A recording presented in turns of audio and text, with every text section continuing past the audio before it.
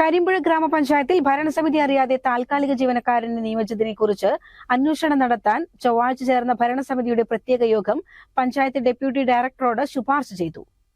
ജനുവരി, ഫെബ്രുവരി മാസങ്ങളിൽ നൽകിയ വേതനം 18% പിഴയോടെ തിരിച്ചുപിടിക്കാൻ തീരുമാനിച്ചതായി president K M Haneefa, vice president M Sajira, അംഗങ്ങളായ കെ രജിത, അനസ് എന്നിവർ വാർത്താ സമ്മേളനത്തിൽ പറഞ്ഞു.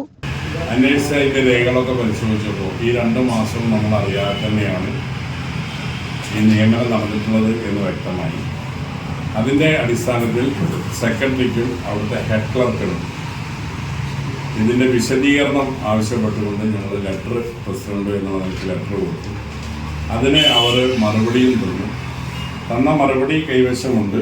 അതിലവർ ഇതിങ്ങനെ ഇന്ന കാലകാലങ്ങളിൽ വെച്ചിട്ടുണ്ട് എന്ന്. പക്ഷേ ഈ പറഞ്ഞ കാലയളവിൽ വെച്ചത് ബോർഡിനെയോ പ്രസിഡന്റിനെ അറിയിക്കാത്തത് തെറ്റാണ് എന്ന് പറഞ്ഞുകൊണ്ട് അവർ ഒരു മറുപടി നമുക്ക് തന്നു.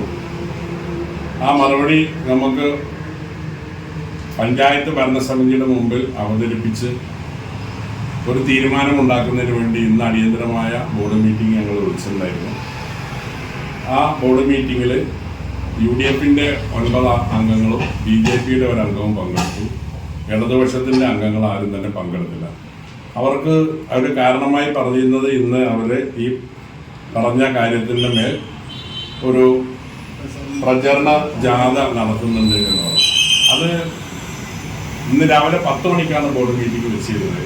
പക്ഷേ ഈ പ്രചരണ ജാഥ ഉണ്ട് എന്ന് പറഞ്ഞ് അവരുടെ പ്രചരണത്തിൻ്റെ പരിപാടി ആ ചാർട്ട് ഞങ്ങൾക്ക് ലഭ്യമായി. അത് 12 മണിക്ക് കരിമ്പുഴയിൽ അവസാനിച്ചിട്ട് പിന്നെ 3 മണിക്ക് തുള്ളക്കാട് നാം തുടങ്ങുന്നത്.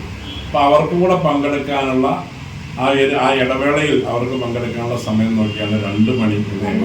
പഞ്ചായത്തിൽ മുൻകാലങ്ങളിലും താൽക്കാലിക ജീവനക്കാരെ നിയമിച്ചിരുന്നു. ഈ ഭരണസമിതിയുടെ കാലത്തും നിയമിച്ചിരുന്നു. എന്നാൽ ജനുവരി, ഫെബ്രുവരി മാസങ്ങളിലെ നിയമനം ഭരണസമിതിയെ അറിയിച്ചിരുന്നില്ല.